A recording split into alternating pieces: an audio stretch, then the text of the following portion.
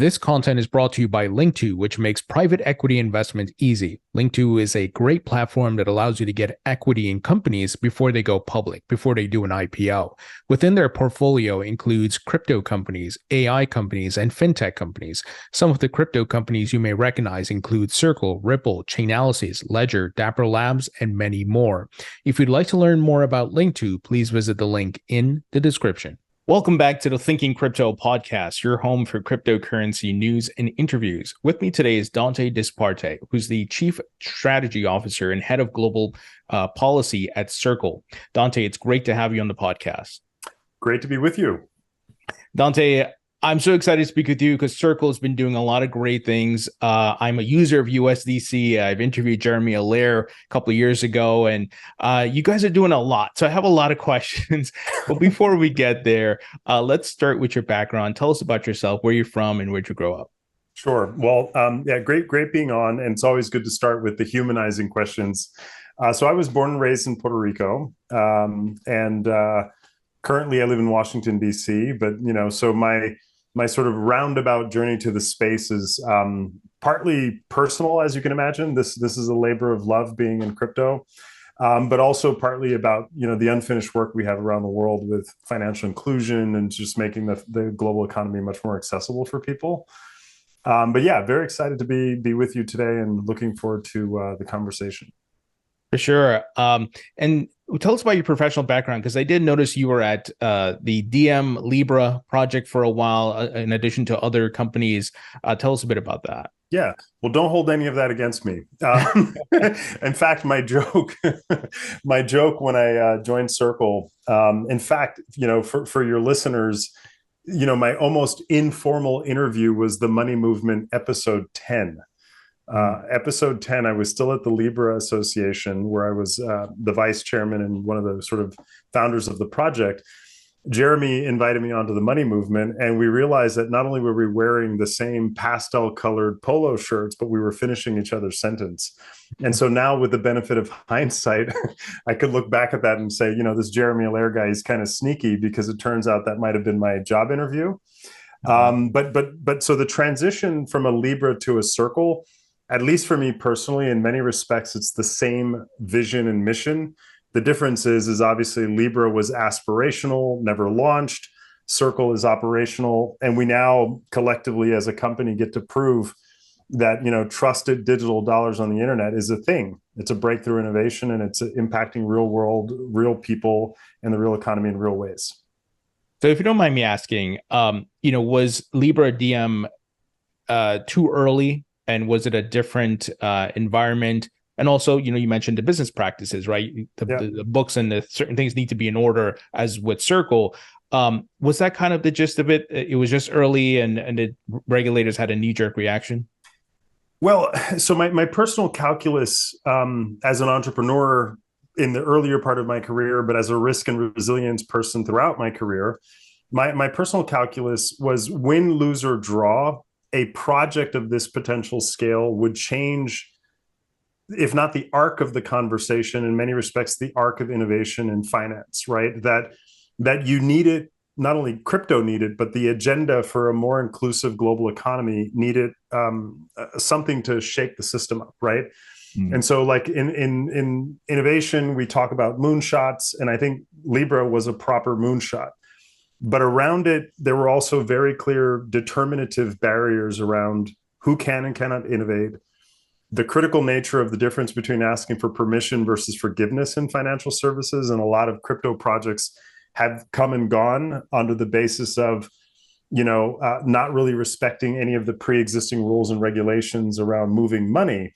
But so it was a very healthy experience, and I found myself obviously to be an honest broker in a very, very complex multi-stakeholder sort of project and conversation since.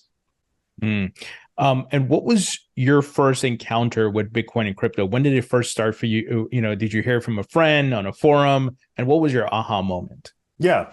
Well, I came at it, actually, it was, believe it or not, on Necker Island. I was invited in 2017. I don't often get invited to billionaire private islands, but if you do get an invite, I would strongly urge folks to go.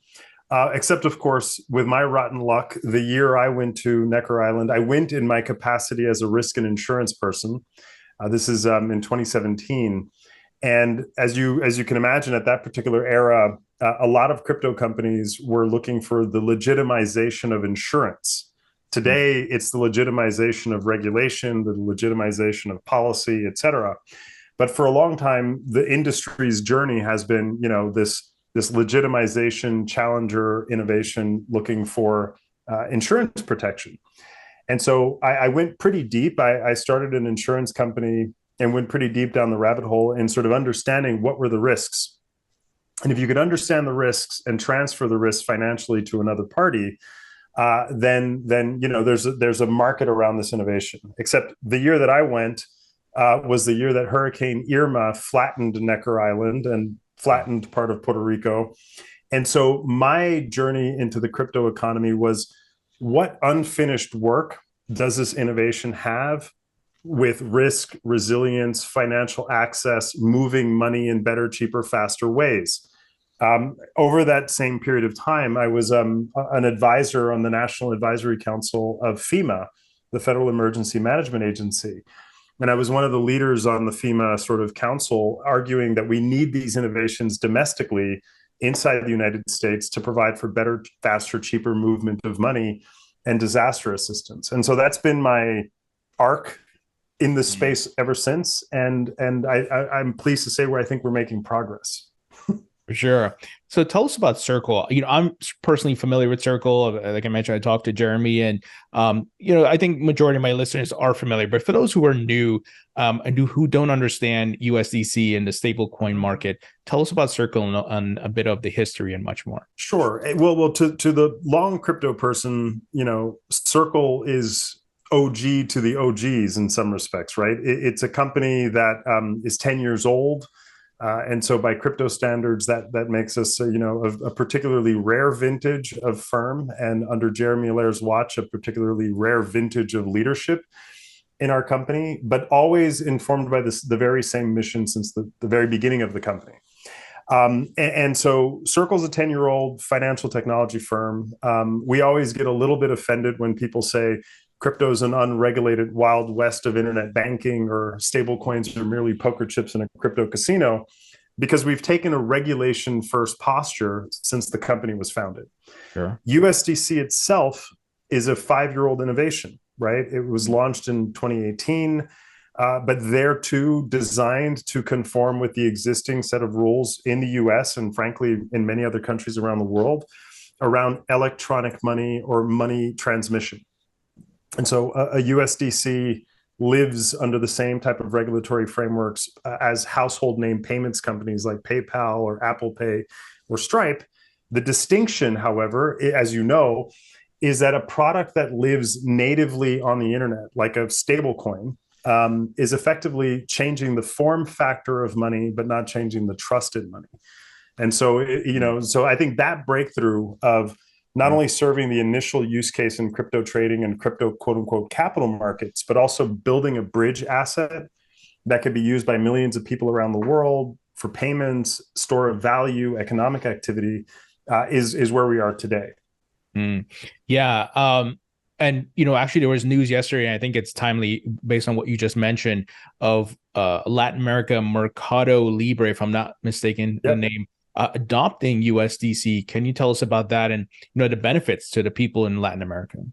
Totally. Well, and it's a partnership with Mercado Pago, and Mercado Libre is the parent company. It's effectively the leading fintech in Latin America. Many describe it as sort of the Amazon of Latin America. But the fact that a firm of Mercado Pago's size would say, in a world where you could choose a variety of approaches to better, faster, cheaper payments, or enabling access in Latin America to their millions of users to digital dollars, the fact that despite all the choices they could have on how to do this, that they would choose to partner with Circle and choose to make USDC available to their market says a lot, right? It says a lot about the durability of the business model, the survivability in this sort of quote unquote crypto winter or crypto ice age that we're in, and the important breakthrough of these innovations effectively not disrupting traditional finance or traditional fintech players like Mercado Pago and Mercado Libre, but building partnership models in which, 1+1 can actually equal 11. And so the demand for dollars is very high around the world, developing and emerging markets throughout Latin America. You see persistent economic crises, lots of currency volatility. And so one of the principal unsaid use cases of something like USDC is actually a store of value. 75% of USDC today is off of crypto exchanges, held in externally owned wallet addresses as a store of value. And so that builds the dollar. It builds a trusted digital currency that people could use natively. And when you have partnerships like Mercado Pago, it builds access to millions of people who might not have access otherwise. Yeah, to your point, a lot of people want to get access to the dollar, and it's pretty tough. But having a stable coin, to your point, that maintains that store of value, and they can easily move it, right? Send money to their family or whatever it may be. That's really great. And in many of these emerging markets as well. I had some questions I know came from the community about USDC's reserves. Tell us about that. I read that it consists of US Treasuries, and tell us about accountability and transparency, because I think that's important to folks, because there has been a lot of questions around, for example, Tether, USDT. Totally. But tell us how USDC is different than the reserves and much more. Totally. Well. So for one, it begins with maybe a little bit of a comment that listeners might find funny at first, which is, some companies in crypto and products in crypto are now embracing sunlight, and Circle and USDC were born in it. So we really do, as a business, go to lengths further than what is the regulatory requirement to our peers. My peer and Circle's peer and USDC's peer, with respect, is not any of the existing category of stablecoins in circulation. It's actually companies of the PayPal variety. As you are regulated is what you are. And we are a regulated US payments company with an obligation to protect the reserves of USDC at all times. We do that to the right of what is the regulatory requirement, right? So, for example, today USDC is cash, US dollars, the most trusted reserve currency around the world, and US Treasury obligations of 90 days or less. And rather than having to take my word or Jeremy's word for it, or making promissory statements on crypto Twitter, under which many a so-called stablecoin has faltered before, Terra Luna is one example, and there have been many others since, you don't have to take our words for it. We are not only regulated, we also provide a lot of transparency. We're the company that created the category of having third-party auditing firms providing attestations, so that at all times the what we say is in the reserves is attested to by third parties and publicly reported. We also have the share of reserves is managed by a BlackRock managed reserve fund called the Circle Reserve Fund. And people can get daily information, including the individual serial number of the US Treasuries that comprise USDC. And so the two principal assets are cash and treasuries, and they're in the most transparent, carefully managed, risk managed structures possible, providing effectively globally access to digital dollars, no buyers and spenders remorse, and a digital dollar that can serve all of the use cases that we know and love of crypto. Yeah, and I was actually going to ask you about the BlackRock reserves and who's custodying, these funds and so forth. So I appreciate you explaining that, and that's really great with the transparency and the attestation. Question for you around the different blockchains that USDC lives on. I know there's a good amount. I've actually spoken to the folks at Stellar and what they're doing with MoneyGram with USDC and much more. Tell us about how many blockchains. You don't have to list every one of them out, but tell us an overview about that. Yeah, well, there too, there's a really great website. One of the things I love about the crypto ecosystem and the thesis of it is that all parties in the digital assets economy can move in lockstep, right? And so the idea of not picking a winner and loser is to promote this notion of deep interoperability and constantly upgradable infrastructure and financial services. That is really one of the big breakthroughs, right? That if you consider many of the companies that would be Circle's peers, payments companies and so on, oftentimes they're building payments networks and platforms that are completely closed and usable if you're a customer of the particular platform. So a PayPal user might not be able to send a payment to a Venmo user, even though both are part of the same company. Sure. And so it shouldn't be surprising that when PayPal as a company was looking for an architecture for 21st century fast open payments, they turned to the stablecoin construct as their solution. One of the reasons Circle is an omni-chain company, for lack of a better word, is that each of the blockchains is making progressive improvements on their prior generation. And so if you care about constant upgradability, you care about developers, you care about an infrastructure that enables people to build everywhere, then you have to have that posture of an open, interoperable system. And the use of USDC on multiple blockchains provides a constant value. USDC is always a digital dollar. The standards governing it are always the same, but it's available across different ecosystems. And so in the case of Stellar, very powerful partner, very powerful blockchain, designing really purpose-built use cases for payments, humanitarian payments, and critical links to real-world money networks like MoneyGram and others, right? But in the case of other blockchains, they might have developers really primarily focusing on DeFi and capital markets and so on. And so being a multi-chain company, today USDC is on 15 blockchains. We've just announced a round of 6 additional blockchains that will start coming online beginning in September and October of this year. And so it'll be probably the world's most bridged digital asset and the most widely available digital asset natively on a number of different blockchains. Yeah, that's really great. And I think that's a smart move, being on these different blockchains and having interoperability, because there's growing communities among different blockchains and tokens and things like that. And having USDC as maybe the standard stable coin that can, go between these different chains and be able to move money. I think that's really great. Well, one thing I would add there, just because I did mention the word bridge, because I don't want to lose sight of the other innovations that Circle has prioritized, right? It's one thing to be known as the payment stablecoin company and the issuer of USDC, but we're also trying to support the ecosystem with developer infrastructure and with infrastructure that supports interoperability across the blockchains. And so we've recently launched something known as the Cross-Chain Transfer Protocol, or CCTP, that is meant to provide a native pathway through Circle, but openly available, that can bridge USDC and other digital assets across chains. Lots of implications there around interoperability, constantly upgradable infrastructure, consumer protection, and other issues, but then just market choice, so that at no time do consumers get stuck or developers get stuck in a particular chain. And then we've recently also launched our programmable wallets, or our Web3 wallets, which is equally designed to sort of abstract away the developer complexity of building for the 21st century and building on this infrastructure.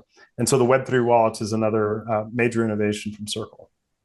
So on the Web3 wallet side of things, walk me through a bit about that. So let's say I don't know, I'm a developer in Solana, whatever it may be.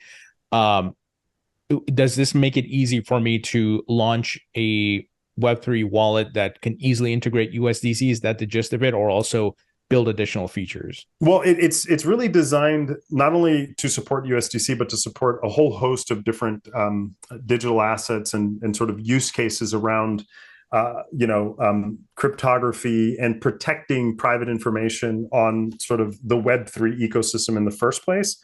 But it's designed to sort of fast track the pathway to development, but provide the types of assurances, the technological robustness of world-scale companies and world-scale technologies.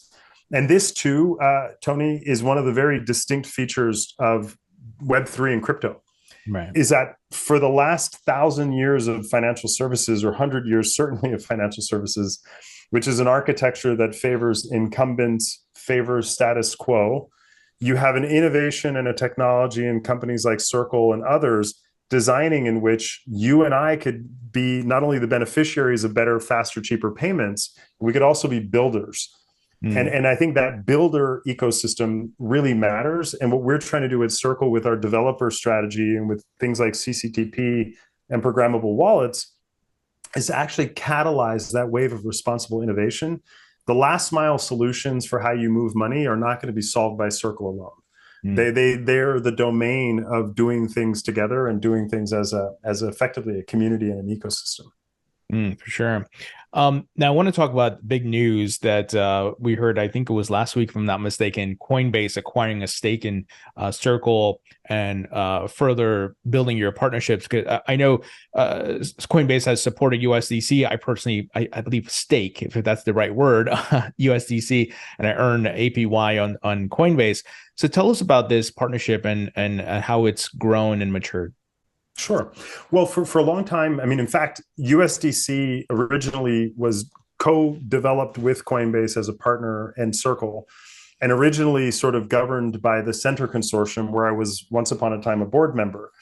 And through that model, the two companies not only co-founded Center, but designed it in a manner in which this whole journey from an idea to a universally sort of circulating digital currency would have certain technology governance standards and certain principles by which not only the sort of two founding members could live by, but that could also promote sort of an ecosystem-based innovation. The announcement that we've recently shared together with Coinbase was that we've dissolved the Center construct, in no small measure, in part in response to the emerging clarity around the world and inside the United States of this innovation. That Center, while I was a board member for sure, but all along its role was to be additive to the policy and regulatory environment, but never substitutional to it. And today, having sat in many of the hot seats, whether in the Senate or in the House Financial Services Committee on stablecoin policy in the country, there's enough clarity around the world and in the US for what this innovation means for its permanence in banking and payments, that we don't need this sort of governance model or a so-called stablecoin self-regulatory organization to exist. And so that has been dissolved, but yet Coinbase and Circle will continue working arm in arm around building the utility value, building sort of the next wave of what this innovation means for payments, for real world activity, for crypto trading, and all of its many use cases. So Dante, I have a hard question for you. And I know a lot of folks, I get asked this question a lot, being interviewed by different folks. Is there a possibility of the USDC stablecoin being adopted by the Fed as the digital dollar, as central banks around the globe are building CBDCs? Is that a possibility? Yeah, well, it's as you know, I mean, and this is a topic of deep interest for me. I have studied the evolution of central bank activities and payments and money since the beginning.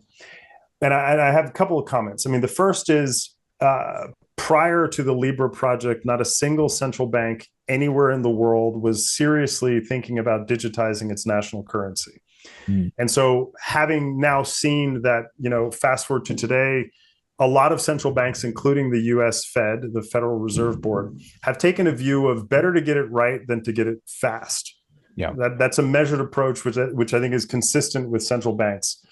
Then there's the next view, which is if we were going to do this, we would have to do it in a manner that doesn't disrupt the two-tiered banking system. This is a long answer, all of it to say that number one, I don't think central bank digital currencies and stablecoins, certainly not a stablecoin like USDC, are in contest with one another. If anything, you could even argue that the innovation, to the extent the federal laws get passed, allow for a very deeply interoperable business model where you could envision competitors like PayPal, competitors in the banking sector themselves issuing so-called deposit tokens that might inherit some of the properties of USDC and then therefore become interoperable or fungible with it. But I don't think of central bank digital currencies as competitors to this business model. If anything, I think the business model that we have is answerable to a lot of the guidance that central banks would want to see about protecting the financial system. Longer answer, but not a competition. For sure. Yeah, and to your point, it's certainly what I call the token economy coming. There's going to be CBDCs and also stable coins and not necessarily competing with each other, different use cases to a certain degree. Another hard question for you. Sure. A lot of people are concerned about privacy issues as it relates to central bank digital currencies. There's certainly a lot of benefits that are coming that are going to be included in the economy and how we do commerce and much more with CBDCs as well as stablecoins. But people are concerned about privacy. Tell us about Circle's privacy policies as it relates to users who are using USDC. Are you collecting any of that data? What are you doing with that data? What's your core values around that? Yeah, well, and to that end, I would argue, number one, the operating model, the CBDC, the retail CBDC operating model is the most terrifying and Orwellian when it comes to the erosion of privacy. And I've written an article about it. I've even written academic papers about the risks of this retail central bank digital currency design, because in a free society, the air gap between the central bank, your wallet, and how you spend your money is a feature, not a bug. And it should tell you a lot, and it should tell your listeners a lot, that when certain hostile and potentially totalitarian regimes were looking for technological architecture for their central bank digital currencies, they didn't choose blockchains as a technological architecture. Why? Because in many cases, privacy and the preservation of privacy is by design as opposed to an afterthought.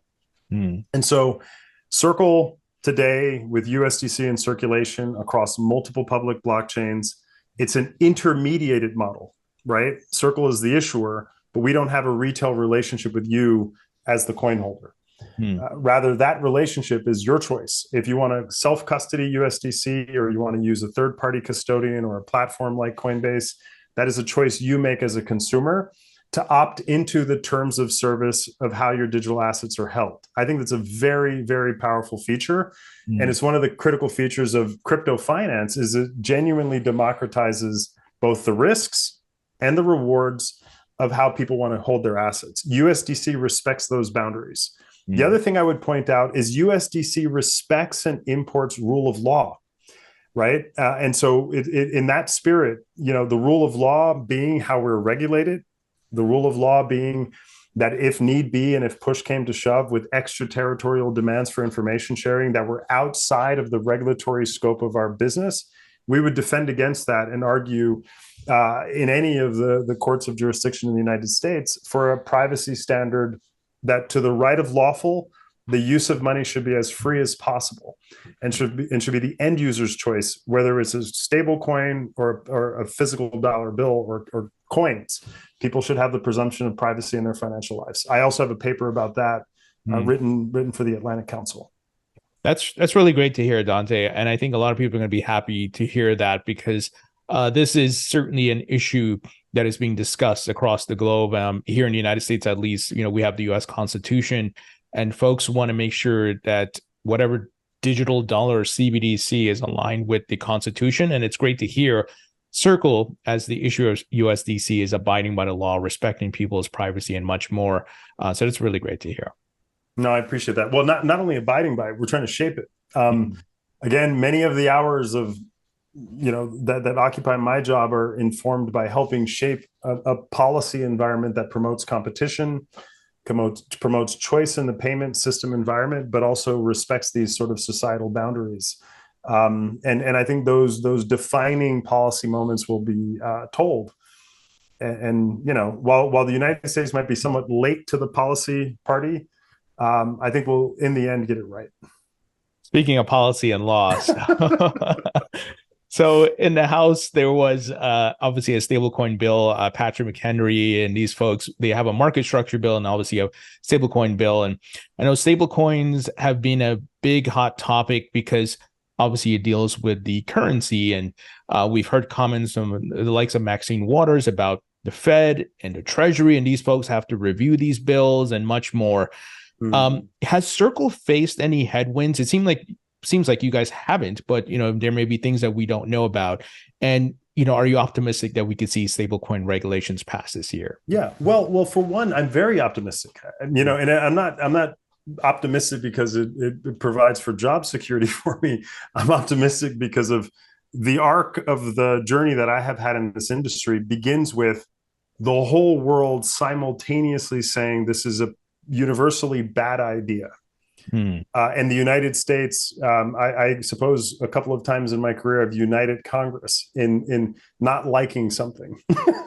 To come to the place where we're at today, we've passed a stablecoin bill from the House Financial Services Committee before the summer recess.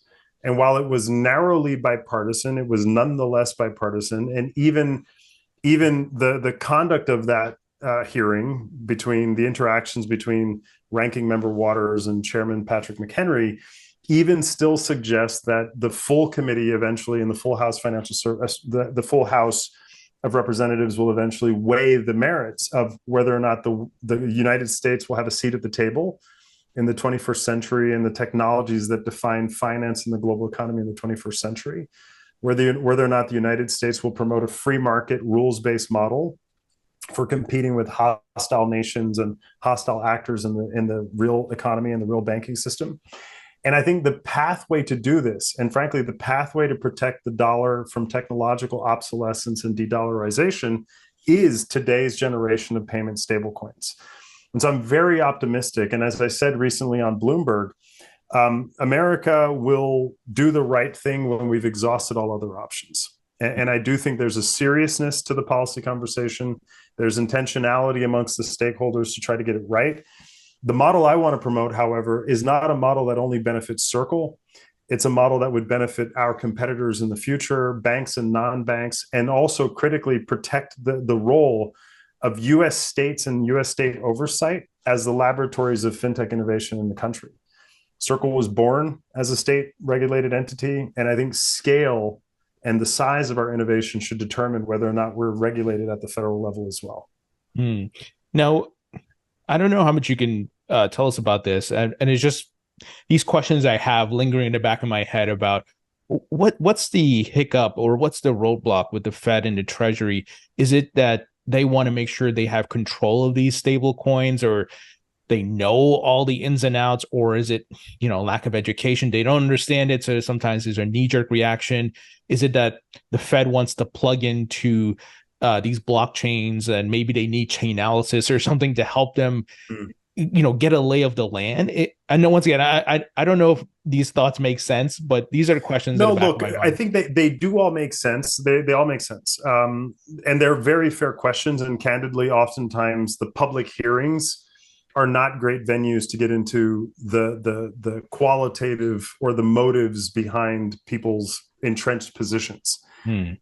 But, the job of a central bank in an economy as large and complex as ours, and the job of a central bank where your currency is a global phenomenon like the US dollar is a very, very complicated job. And so I take deep respect and healthy respect for the positions of not only the Fed governors, but a lot of the stakeholders overseeing the US banking system and the US economy.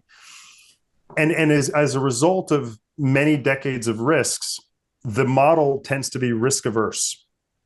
My biggest criticism of policymakers and regulators is whenever you describe a regulatory objective as risk-based or even-handed, and then you argue that it's technology neutral, and then you're afraid of anything that touches cryptography or public blockchains, there's a little bit of cognitive dissonance. And the experience of a company like Circle with USDC is that under existing regulatory frameworks, we have safely processed trillions of dollars of transactions on-chain and interacted with the real economy and the traditional banking system. And it's a breakthrough that's available in 191 countries. In my mind, the message isn't how much risk can crypto introduce to banking, but rather how much will banks face irrelevance if they can't act and interact with new technologies. So that's the policy boundary that I think is being weighed. And I don't subscribe to any of the conspiracies. A conspiracy implies that everybody's coordinated. And what we've learned about regulation in Washington and the differences we see between markets regulators and banking regulators is that the problem we have is that the activities are not coordinated in the country, but they're coordinated everywhere else in the world. The Europeans, Asian markets, many other markets around the world have whole of government approaches to this innovation, and the US does not. That's the gap. We haven't coordinated a free market, public-private model of what to do with this exponential technology. Yeah, to your point, we have to be fair. It's all moving very fast, and it is complex. And look, the US dollar is the world reserve currency, so there's some guarding and protecting that has to happen there. I get it. Well, but let me ask maybe a rhetorical question. If a stable coin was called a microchip or a computer processor or a semiconductor, I don't think there would be a big policy debate. And that's the difficulty, is that because unfortunately a lot of the crypto debate has turned into political tribalism, we're missing the forest for the trees. The real breakthrough innovation is in the underlying technology and in sort of the whole tech stack around cryptography, public blockchain infrastructure belongs right up there with AI and right up there with supercomputing and cloud computing and cyber resilience as technologies of national importance. And that's the piece that unfortunately is a little bit missing, but I still remain optimistic that we will figure it out. Oh, yeah. Yeah, we'll eventually get there. Okay, Dante, another hard question for you. I wrote about this in a newsletter last year. I talked about it in a podcast as well. The stablecoin wars in 2023 were going to heat up. And certainly we see by market cap, USDT is the largest. It's been around for a while. USDC, I believe, fully regulated. I trust it more than I do USDT. PayPal decides to throw their hat in the ring. And you have these other exchanges and folks who are also launching stable coins. I don't know how much you can share here, but what's your strategy to become the number one stable coin in the world? Yeah, it's a good question. And frankly, as a strategist, competition is always good. And defining the boundaries of competition and what are people really building for will also define whether or not market cap alone was the right metric. And I think it's a little short term. And a lot of the early crypto companies, including Circle, are obviously indexed to activity in the market. And anytime a market in a single calendar year loses $2 trillion, which is what crypto, the down payment crypto had in 2022 on building a better future that actually works for real people, is we had to get rid of Terra Lunas of the world, the financial alchemy. You had to get rid of the outright potential frauds and other complex, risks that were out there embroiled in the nearshore crypto economy, FTX. To find the more durable players. And so the .com bubble had to happen before you got Amazons and the Web 1 and Web 2 tech titans. And I think crypto had its .com moment. At the same time, you're never going to really build a durable platform on the edges of being regulated at all. And so I think anybody who was saying, well, we're going to leave the United States because we're going to build elsewhere and it'll be better for me in a crypto haven, well, that's fine. But your addressable market in a crypto haven is very small.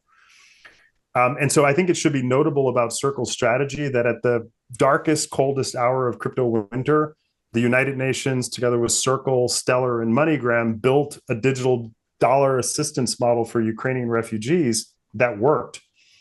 It's notable that Mercado Pago, one of the leading fintechs in Latin America, at a time when there's demand in Latin America for trusted digital dollars, is choosing to partner with Circle and USDC. That is lighting up access to digital assets for millions and millions of users around the world. And so I think Circle is building for the long haul. We celebrate 10 years this year as a company and 5 years of USDC as this company, as an innovation. And around that, what we're trying to do now is light up the flywheel and the utility value and the everyday persistent real world payment activity that doesn't just care about the total circulation of USDC as the metric, but also cares about the velocity of payments, the economic activity that it supports. Yeah, that makes sense. And you guys have been doing a lot. There's been a lot of news and a lot of expansion, so which is really great. On that note, anything that you want to highlight for the remainder of 2023 that's on your roadmap? I know sometimes things are under wraps for PR announcements and so forth, but any hints? Well, I mean, I do think it is worth highlighting what we're calling sort of stable September. You've seen some of these pre-announcements come out. We're launching USDC natively on Base, Coinbase's blockchain, which is exciting because Base has just provided a developer and end user experience that to date is unrivaled by many other players. Just today, we issued an announcement about Optimism is coming soon with USDC as natively, and then there'll be 4 other blockchains that will be announced and USDC launched natively. That obviously has not only a circulation impact, but it has a market access. Every single one of these blockchain instantiations of USDC is all about reach. We don't want to pick winners and losers, right? And candidly, many stablecoins look like monetary airline miles. They're usable on closed networks. And many payment systems are exactly that, closed networks or walled gardens. We're really trying to build a Cambrian explosion of both activity, development, utility value. And so I would say keep a close eye on the developer ecosystem around USDC and Circle. We want to give that USDC economy sort of a shot in the arm because frankly, the real economy, the real world needs it. Sure. The community question, folks want to know, given that Ripple has gotten some clarity around XRP and the XRP Ledger, and is there plans for USDC to be built or on the XRP Ledger? It's a good question. I couldn't tell you directionally sort of a clear answer on that right now, because I think, again, our technology teams are really designing for sort of an open ecosystem. I do celebrate, and I think the company broadly celebrated some of the wins that the industry has had and prevailing in sort of in courts and so on. And so it's encouraging. I mean, we know the team at Ripple and respect what they've been doing. But I can't sort of foreshadow in a period where we have so many announcements and so many developments. Even I'm finding myself wondering what's next. Sure. So let's talk about the crypto market at large. BlackRock just a couple months ago decided, hey, we want a Bitcoin spot ETF, and of course, they're helping, I believe, custody some of your reserves, right? Circle's reserves, USDC reserves. What are your thoughts on, BlackRock and some of the largest players on Wall Street and in the world adopting this technology? It seems like we've hit a tipping point for institutional adoption. I think we have. I totally think we have. And so I think of the 2 big next things to happen, which are hopefully consistent with our overall conversation, is in a world in which you cannot build, addressable products and financial services on the edges of being regulated. And yet you have more and more companies that are durable, credible, and more credible regulation around it. Then you could start to see 2 things happening. One of them is institutional adoption in capital markets, which I think BlackRock and the Grayscale sort of ETF victory in court recently and some of the other developments suggest is coming.